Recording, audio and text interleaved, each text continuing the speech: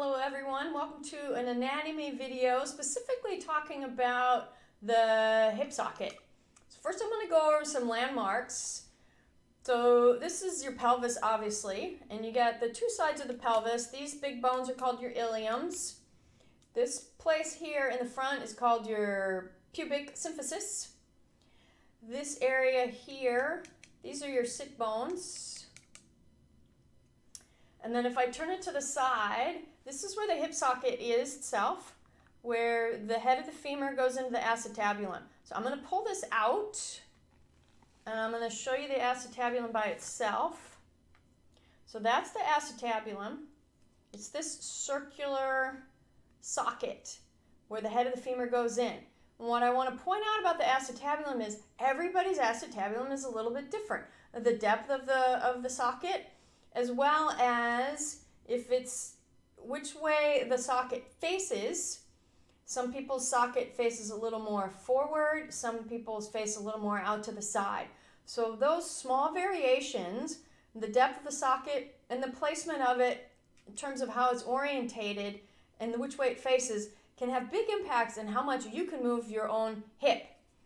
And then we'll go to the femur bone here. This is your thigh bone. And this is the head of the femur. This is the ball that goes into that socket in the pelvis. This space here between the ball and the greater trochanter is called the neck of the femur. So again, we all have a femur bone with a head and a greater trochanter and a neck, but the difference is in the neck can also impact how your hip moves in the socket. So for example, the length of the neck, the space between the head and this greater trochanter, if there's more space here, you'll have a different range of motion than if it's a shorter neck. And then the last thing that really affects the range of motion in the hip is the angle of the neck. So the angle made between the head and the greater trochanter. So some people have an angle that's much flatter than this one, and there certainly could be some people that might even have a greater angle than this one. And all of those variations will affect your movement in your hips. So again, we all have the same puzzle pieces, but the shape and the way they all fit together is different from person to person.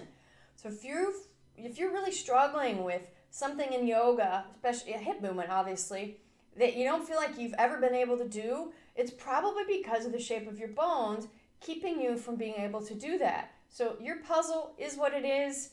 See if you can just accept it and work with what you have. I hope you found this helpful, learning about these landmarks of the hip and maybe having a greater understanding of why you move the way you move.